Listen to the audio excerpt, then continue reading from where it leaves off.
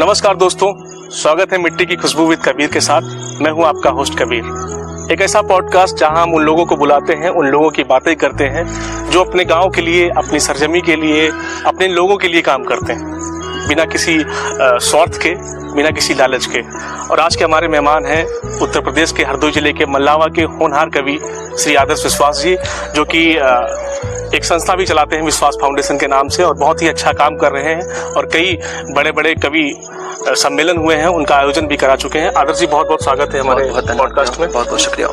आदर्श जी, सबसे पहले तो आप ये बताइए कि आजकल कविताएं चल रही हैं या फिर सामाजिक गतिविधियां ज़्यादा चल रही हैं? सामाजिक गतिविधियां और कविताएं दोनों एक साथ चलती हैं भैया, क्योंकि कविताएं आप दिल को सुकून के लिए, मनोरंजन के लिए सुनते हैं, और सामाजिक कार्य होते हैं लोगों को सुकून देने के लिए होते हैं, उनकी हेल्प करने के लिए होते हैं, उनकी मदद के लिए होते हैं। तो ऐसा कोई रुकावट नहीं है, दोनों काम एक साथ चलते हैं अपने हिसाब से। सबसे पहले तो ये बताइए कि प्रेरणा कहाँ से मिली कविताएं लिखने की और सामाजिक संस्था चलाने की, एक साथ चलाने की?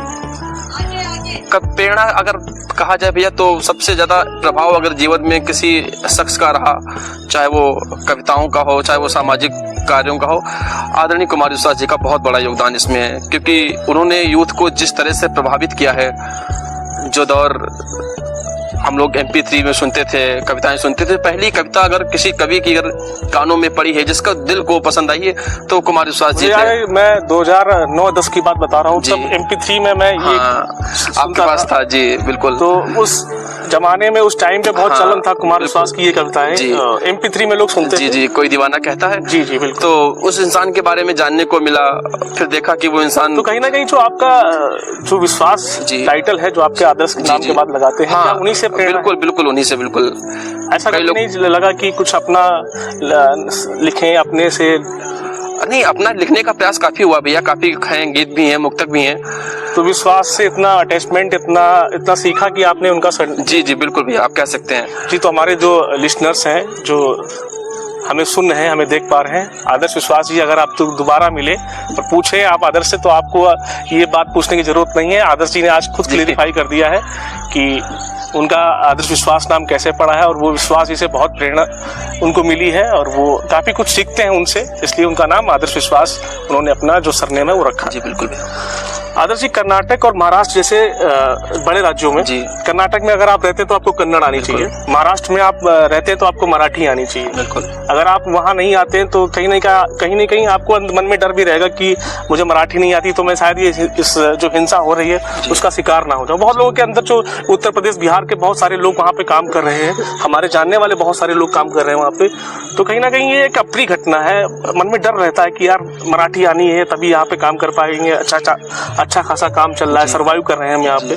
अगर वो चीजें वहाँ पे नहीं कर पा रहे हैं, मराठी नहीं आती है, आपको कन्नड़ नहीं आती है, तो आपको बहुत इस घटना का शिकार कभी भी आप भी हो सकते हैं। एक हिंदी कवि होने के नाते आप इसको कैसे लेते हैं, क्या आपके विचार हैं? जी, मैंने भी कहा भैया, आपसे बताया भी, जब तक हम लोग दूसरी भाषाओं को सम्मान नहीं करेंगे, तब तक वो, मुझे नहीं लगता कि वो मेरी भाषाओं का सम्मान करेंगे। अगर हम उनके कवियों को पढ़ रहे हैं, उनके लेखकों को पढ़ रहे हैं, तो उनका भी फर्ज बनता है कि हमारे इधर के कवियों को पढ़ें। सरकार का मुझे लगता है बहुत बड़ा योगदान होना चाहिए इसमें, आपके पाठ्यक्रम में शामिल होनी चाहिए। भले ही 1-2 चैप्टर हो, लेकिन आपको सारी भाषाओं का थोड़ा। महाराष्ट्र में तो आप उनके पाठ्यक्रम में हिंदी ऑप्शनल के तौर पर रखते हैं, वो उनका आपका जो लोकल लैंग्वेज है मराठी आनी चाहिए आपको, और मराठी वहाँ पे शायद सब्जेक्टिव लैंग्वेज भी है। तो वही मैं कह रहा हूँ भैया, अगर हिंदी को वहाँ पे आप महत्व नहीं देंगे, तो कहीं ना कहीं तो फिर ये दिक्कतें झेलनी पड़ेंगी आम इंसान को। इसमें गरीब आदमी थोड़ा ज्यादा इस बात को, मुझे लगता है, झेलता होगा। अच्छा, समकालीन कवियों में आपका पसंदीदा कवि कौन है, जिसे आप सुनना पसंद करते हैं कुमार के अलावा? कुमार भैया के अलावा कई ऐसे कवि हैं भैया। मैं एक नाम चाहता हूँ जिसे आप अभी से करंटली आप उसे पसंद करते हो और आप उसे सुन रहे हो, अगर समकालीन कवियों में। अगर कवि की बात करें तो ज्ञान प्रकाश आकुल भैया हैं, लखीमपुर के। जी जी। मुझे लगता है समकालीन कवियों में अभी वो श्रेष्ठ हैं, अभी तक वो कवियों में। कोई एक उनकी गजल या कोई भी? हाँ, उनका गीत है, बहुत प्यारा है। आपको याद है जब हम लोग बचपन में रामायण देखते थे, तो माता सबरी का जो प्रसंग, जो राम उनकी प्रतीक्षा करती हैं माता सबरी, तो राम जब उनकी कुटिया में पहली बार जाते हैं, तो सोचिए वहां से कितना बढ़िया उन्होंने गीत उठाया था भैया। कुछ एक आध लाइन मुझे गीत की याद है, तो मैं आपको बता दे रहा हूँ कि जब शबरी की पर्ण कुटी में अवधि में बोली रघुराई, हमका भूख लगी है माई, कितना प्यारा गीत है भैया। उन्होंने गीत में कहा है कि जब सबरी की पर्ण कुटी में अवधि में बोले रघुराई, हमका भूख लगी है माई। याद है, चलिए बहुत बढ़िया जी। वहीं पे पसंद का काफी अच्छा गीत है भैया। आप हर साल, मुझे याद है 5 अक्टूबर की आपकी संस्था की नींव पड़ी। जी जी जैसा मुझे जी बिल्कुल रिसर्च में पता चला है। और आप कभी सम्मेलन कराते हैं, बड़े स्तर से भी कराते हैं, 1-2 बार मैंने उससे अटेंड भी किया है। बिल्कुल। तो आजकल जो कवि सम्मेलन में श्रोताओं की संख्या कम हो रही है, आज आपके सामने कई नौटंकी चल रही होगी, उसमें आप देखते हैं कि कई सारी संख्या में लोग आ रहे हैं जी, तो कहाँ चूक हो रही है, क्या विचार है इस पे? आप खुद इस चीज को झेल रहे हैं। सबसे बढ़िया, सबसे आपको सच बताऊं भैया, मुझे लगता है जब से ये इंस्टाग्राम, यूट्यूब, सोशल मीडिया जब से है, तब से मुझे लगता है लोगों ने जाकर सुनना कम कर दिया है। लोग फोन पे सर्च करके वही कार्यक्रम बाद में आपका सुन लेंगे।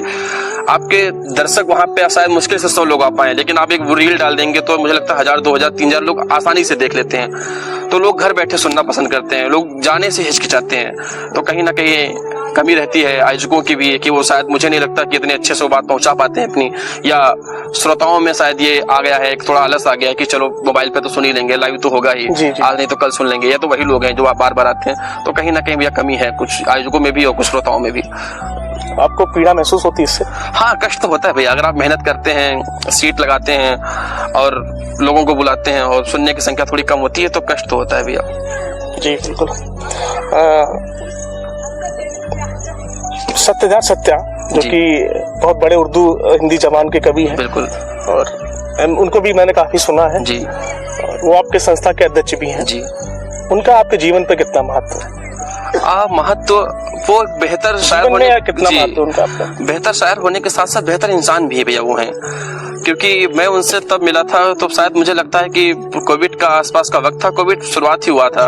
तो कोविड का लगभग मेरा समय जो उन्हीं के साथ बीता जी। उनकी बातें शायद पहले नहीं समझ में आती थी, लेकिन जब समय बीतता है तो उस इंसान की बातें, कभी कभार मैं उनको पढ़ता हूँ तो बड़ा हार्ड वो लिखते हैं। मैं उनकी किताब भी लेके आया हूँ भैया। ये किताब है उनकी, छाले पाँव की जी। अगर मेरे जो श्रोता है, छाले पाँव की सत्यदार सत्या जी की ये किताब है, बहुत बढ़िया लिखते हैं वो। और अगर आप गजल और नज्म के शौकीन हैं तो जरूर पढ़िएगा। और उम्मीद है कि जल्द वो हमारे पॉडकास्ट पे हम उन्हें बुलाएंगे तो उनसे भी ढेर सारी बातें होंगी। आदर्श जी, बहुत मजा आ रहा है आपसे बात करके, और इसी को आगे बढ़ाते हैं।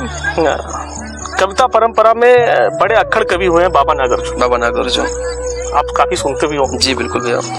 जो उनके जमाने में जो सत्ताधीश थे, उन पे वो बिना डर के लिखते थे। क्या आप उनसे प्रेरित हैं, या आप भी सरकारी मंच के कवि की जो जैसा पार्टी है उसके लिए वैसा बोल दें, पेमेंट लें, चल दें? कवि मुझे लगता है भैया दरबारी हमेशा से रहे हैं। कुछ कवि हैं जैसे बाबा नागरजोन हो गए।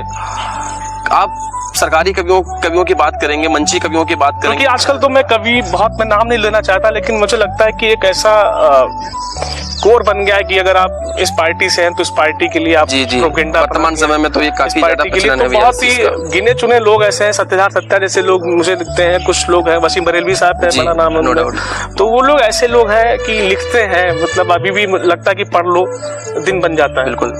तो आजकल ऐसा कम लोग हैं, क्योंकि सबको किसी ना किसी से फायदा हो रहा है। लोग उधर के खींचे जा रहे हैं। अब मैं नाम नहीं ले सकता क्योंकि 1-2 लोग नहीं है, और मैं नाम लेना सही भी नहीं। काफी बड़ी संख्या भी है। तो आपको लगता है कि आप किसी पार्टी से बंधे नहीं है, और अपनी स्वतंत्र विचारधारा में अगर आप में बोल दिया जाए कि सपोज दैट कि आप भाजपा के मंच पे हैं और आप वहाँ पे खुला आम, मतलब जो अगर उनको बोलना जाए कि आप ये गलत करें तो आप बोल सकते हैं? भैया हर पार्टी में कुछ ना कुछ सही और कुछ ना कुछ गलत होता है। कोई भी पार्टी हो वो बिल्कुल सत्य सही तो कोई भी नहीं होता है। तो आप, मुझे लगता है न्यूट्रल है तो ज्यादा सही है आज के दौर में जी। मुझे हालांकि कवि का ये काम नहीं होता है, उसको जो गलत होता है उस पर कहना चाहिए, क्योंकि उर्मिला शंकर बदायूं के कवि हैं, उन्होंने कभी कहा था कि पूरी हिम्मत के साथ बोलेंगे, जो सही है वो बात बोलेंगे। साहिबो हम कलम के बेटे हैं, हम कैसे दिन को रात बोलेंगे। बहुत बढ़िया। तो मुझे लगता है आजकल शायद कवियों को, पुराने कवियों को सुनना चाहिए और उनसे सीखना भी बहुत कुछ चाहिए। हाँ, 159 विधानसभा क्षेत्र है आपका, जहाँ से आप आते हैं, आपका वोटर भी है वहाँ पे जी। अभी आप लखनऊ के भी निवासी हो गए, बहुत बहुत बधाई आपको। बहुत शुक्रिया। और वहाँ से बीजेपी विधायक आते हैं जी। राजनाथ सिंह जी वहाँ से सांसद हैं।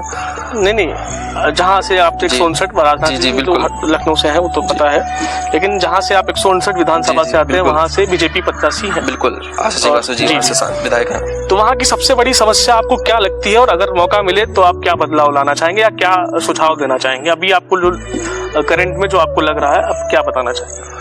सबसे बड़ी समस्या भैया अगर पूरे प्रदेश में इस समय भाजपा सरकार के अंतर्गत है तो वो बेरोजगारी है भैया। जी जी। और निसंदेह विधायक जी बहुत अच्छा काम कर रहे हैं क्षेत्र में। एक विधायक का काम होता है लोगों के सुख दुख में खड़े होना, और वो बखूबी कर रहे हैं वो काम। जब वो नहीं भी होते तो उनका परिवार करता है, लेकिन विधायक होने के नाते उनकी जिम्मेदारी, शायद उनका नैतिक कर्तव्य यह भी होना चाहिए कि वो युवाओं। मैं आपसे ये पूछना चाहता हूँ कि मल्लावा में जहाँ आप रह रहे हैं, आपकी विधानसभा है, 3 बड़े टाउन आते हैं उसमें, उस टाउन में आपको क्या चीज रिक्वायर है जो आप इस मंच के माध्यम से बोलना चाहेंगे कि यहाँ पे ये चीज होनी चाहिए? सबसे बेसिक मुझे लगता है भैया रोजगार। जी। अगर विधायक जी शायद इस बात पे थोड़ा फोकस करें, जो क्षेत्र के युवा दिल्ली जा रहे हैं, आप जानते हैं भैया दिल्ली भी अपने यहाँ से देश की राजधानी भी पास में ही है, और लखनऊ तो बहुत ही पास है। जो लड़का 10 से 12 या 15 हजार की नौकरी के लिए लखनऊ रह रहा है, दिल्ली रह रहा है, तो मुझे लगता है कोई ऐसा कारखाना, कोई ऐसी फैक्ट्री स्थापित करके उन युवाओं को अगर क्षेत्र में लाया जाए तो उनसे उनका राजनीतिक फायदा भी होगा और शायद नगर का विकास तो होगा ही। अच्छा, एक और सवाल है, ये बहुत पेचीदा सवाल है इस शो का, कह सकते हैं जी। कि आप पर आरोप लगता है जी। कि आप किसी बड़े शायर की कविताएं ज्यादा पढ़ते हैं। जी।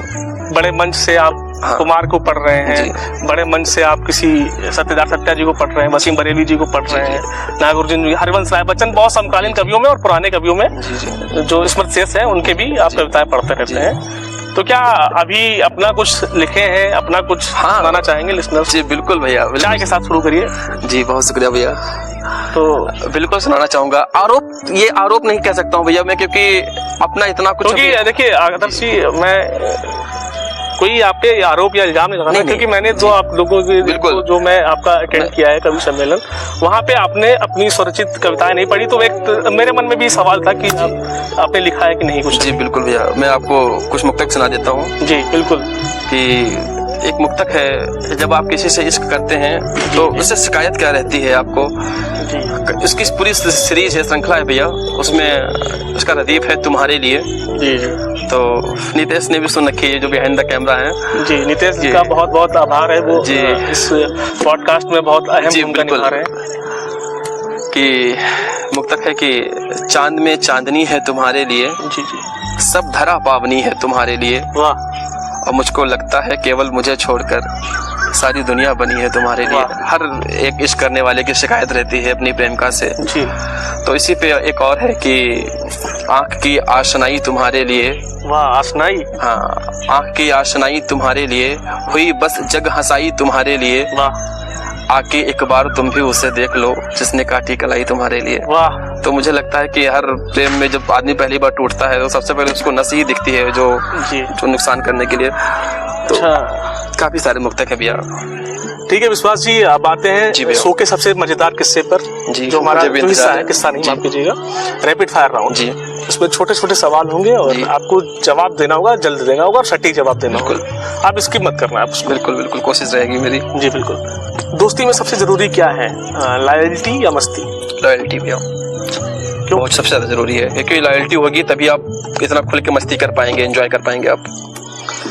अखिलेश यादव जी या योगी आदित्यनाथ? अखिलेश यादव जी। क्यों ऐसा? अब आप क्यों मत पूछेगा, क्योंकि अखिलेश यादव जी इसलिए अच्छे हैं क्योंकि उन्होंने जितना काम 5 सालों में किया है, चाहे वो रोजगार को लेके हो, चाहे वो विकास को लेके हो, उतना योगी जी साथ मुझे लगता है 10-15 सालों में नहीं कर पाएंगे। लेकिन वो दावा तो करते हैं हमने इतना रोजगार से दिया है। दावा सरकार करती है। जो अभी रैपिड फायर से थोड़ा क्रॉस क्वेश्चन में जाना चाहता हूँ, जब ये बात यहाँ पे आई है तो जो इटावा में जो अभी एक घटना हुई थी, जी जी, तो आपको क्या लगता है कि कौन सा पक्ष सही था या आपकी उस पर राय क्या है? इटावा की जो घटना हुई भैया, मेरा मानना है कि कोई भी आप व्यासपीठ से अगर कुछ भी आप बोलते हैं तो उसकी एक गरिमा होनी चाहिए। जैसा कि कई बड़े लोगों ने कहा, आपने धार्मिक ग्रंथों का, अपने भगवानों का मजाक नहीं बना सकते हैं। इसके लिए किसी जाति का, मुझे लगता है कोई भी जाति हो, अगर वो भगवान का मजाक बना रही है तो वो गलत है। अगर व्यासपीठ से बोल के आप हनुमान जी का मजाक बना रहे हैं, उनके मुंह का मजाक बना रहे हैं, तो गणेश जी का मजाक बना रहे हैं, तो मेरे लिए वो गलत है। किसी भी जाति का हो, मेरे लिए बिल्कुल वो गलत है। राजनीति में सबसे फिल्मी नेता कौन लगता है आपको, जो लगता है कि बहुत ड्रामेटिक है? और प्रदेश में जो डिप्टी सीएम है जी जी, वो मुझे थोड़ा फिल्मी इसलिए लगते हैं क्योंकि वो अचानक कहीं भी पहुंच जाते हैं, किसी भी अस्पताल का निरीक्षण करने लगते हैं, बिल्कुल बिल्कुल। कहीं भी अचानक वो गाड़ी रुकवा देते हैं, तो वो मुझे थोड़ा ज्यादा फिल्मी लगते हैं। बाकी बहुत अच्छे नेता है वो, नो डाउट। विराट कोहली या MS धोनी? MS धोनी।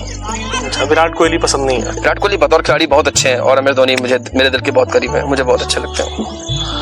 अगर मौका मिले तो किस डायरेक्टर के साथ अपनी लाइफ स्टोरी पर फिल्म बनवाना चाहेंगे? पसंद करेंगे कि वो डायरेक्टर हम मेरी स्टोरी को अप्रोच करे, उस पर बनाए, उस पर काम करे? सच बताओ, हमें तो ऐसी कोई स्टोरी है नहीं, क्योंकि कोई भी डायरेक्टर अगर पैसा लगाएगा, शूट करेगा, फिर भी मैं एक आदमी का ड्रीम होता है। जी बिल्कुल। आदमी जब आप मूवी देखते हैं तो ना आप कहीं ना कहीं आप रिलेट करते हो कि ये जो कैरेक्टर है लीडर है मेरे लिए, आप उसी नजरिए से देखते हो ना मूवी, तो आप भी चाहते होंगे, रिलेट करते होंगे। जी बिल्कुल। एक ना शौक होता है, एक आदमी का ड्रीम होता है। बिल्कुल जी, मैं ड्रीम के लिए बहुत हाँ, तो जो और ऊपर वाले ने चाहा तो एक दिन जरूर मूवी बनेगी आपके ऊपर। बिल्कुल अच्छा काम कर रहे हैं, सामाजिक काम कर रहे हैं। तो मैं चाहूंगा कि जो MS धोनी मूवी जिन्होंने बनाई थी नीरज पांडे जी, तो मुझे बहुत बेहतरीन है, उन्हीं को चाहूंगा। उनके हॉटस्टार पे स्पेशल ऑप्स भी आ रहा है उनका, बिल्कुल, इसका प्रोमो भी आ गया। अगर किसी एक्ट्रेस के लिए कविता लिखनी पड़े तो किसके लिए लिखेंगे? ऐसे कौन सी अदाकारा हैं जिन पे आप चाहते हैं कि 2 लाइन अगर लिखना पसंद करेंगे उसमें? सबसे पहली बात लिए मेरी सबसे बड़ी एक्ट्रेस मेरी प्रेमिका ही है, तो मैं कोशिश करूंगा। ठीक है, वो आपकी प्रेमिका है, लेकिन आप किस अदाकारा को पसंद करते हैं जिसपे आप लिखना चाहते हैं? ये मैं समझ रहा हूँ कि आप यहाँ पे उनका नाम लेके इसलिए चाह रहे हैं ताकि घर जाके आप। जी जी, अब बिल्कुल आप सही समझ रहे हो, तो क्यों फंसाने की कोशिश कर रहे हैं? नहीं, मैं देखिए, वो जो आपकी प्रेमिका है वो भी ये चीज समझ रही होंगी कि आप एक कवि हैं और कवि का काम होता है लिखना। जी ठीक है, तो उस नजरिए से मैं पूछ रहा हूँ कि आप किस अदाकारा को, जैसे मैं शबाना आजमी जी का बड़ा फैन हूँ, तो मैं उनको एडमायर करता हूँ, तो ऐसे आप भी किसी को एडमायर करते होंगे यार, सोचते होंगे यार अगर मुझे लाइफ में मिले मैं हेमा मालिनी जी पे लिख सकता हूँ, या फिर काजोल पे लिख सकता हूँ, दीपिका पे लिख सकता हूँ। तो आप किस एक्ट्रेस को एडमायर करते हैं, आप उस पे लिखना पसंद करेंगे? अब आप इतना पूछ ही रहे हैं तो एक नाम आ रहा है मेरे जहन में, माधुरी दीक्षित जी का, तो मैं जरूर चाहूंगा कि मैं भी बहुत बड़ा फैन हूँ उनकी एक्टिंग का, बहुत अच्छी अदाकारा है वो। बिल्कुल। किसी बड़े कवि के साथ मंच शेयर करना चाहेंगे? जी, डॉक्टर कुमार विश्वास जी, तो हर कवि का सपना होता है, तो उन्हीं के साथ। जैसे कि आपने पहले बताया कि मूवी बहुत टफ है आप पर बनना, क्योंकि आप इतने बड़े अभी फेम नहीं है, लेकिन ऐसा कुछ नहीं है। जिस तरीके से आप काम कर रहे हैं, आप बहुत आगे तक जाएं, मेरी शुभकामनाएं, और आप पर फिल्म बने। तो उसी से एक सवाल और है, अगर आप पर आपकी जिंदगी पर फिल्म बने तो आप किस हीरो को चाहते हैं, किस एक्टर को चाहते हैं कि वो आपका किरदार निभाए? मेरे पास 2 ऑप्शन है आपके लिए जो बहुत सुटेबल लगते हैं जी। एक तो पंकज त्रिपाठी जी, बहुत नेचुरल एक्टर लगते हैं मुझे, और दूसरे राजकुमार राव जी। तो आपको क्या लगता है कि कौन से दोनों एक्टर में इन दोनों नामों में से राजकुमार राव जी ज्यादा परफेक्ट लगते हैं हमसे। आदर्श जी, आप हमारे शो के पहले मेहमान बने और बहुत शुभकामनाएं हैं आपके साथ। आप अपने कवि सम्मेलन के माध्यम से, अपनी कविताओं के माध्यम से, अपने संस्थान के माध्यम से लोगों की सेवाएं करते रहें। और एक कवि होने के नाते मेरी एक ख्वाहिश भी है आपसे कि अच्छा लिखें और ऐसा लिखें कि लोगों में चेतना फैले। बिल्कुल, कोशिश भी रहेगी इस पर। मैंने आपके लिए एक शेर मैं चाहता हूँ पढ़ना चाहता हूँ। आप हमारे शो के पहले मेहमान हैं, स्वागत चाहता हूँ। मिट्टी की खुशबू में लिपटे कुछ ख्वाब है उसके, मिट्टी की खुशबू में लिपटे कुछ ख्वाब है उसके, वो बोलता नहीं है बस सांसें लेता है अल्फाजों में। क्या बात है। आदर्श तुम शोर नहीं हो, क्या बात। आदर्श तुम शोर नहीं हो, एक ठहरी हुई सुबह हो जो देर तक दिल में बसती रहती। क्या बात है। इसी के साथ मैं आपको बहुत बहुत धन्यवाद देना चाहता हूँ और बहुत बहुत आभार। आप हमारे शो के पहले गेस्ट रहे हैं और जीवन के किसी दूसरे पड़ाव में फिर मिलेंगे। तब तक के लिए आप अपना बहुत ख्याल रखिए और लोगों में ऐसी ही प्यार और मोहब्बत बांटते रहिए। और आपका काम ही है, कवि का काम है कि लोगों में चेतना फैलाना, प्यार फैलाना। और इसी के साथ मैं आपको बहुत बहुत शुभकामनाएं देता हूँ और जल्दी आपसे दोबारा मुलाकात होती है। बहुत बहुत धन्यवाद।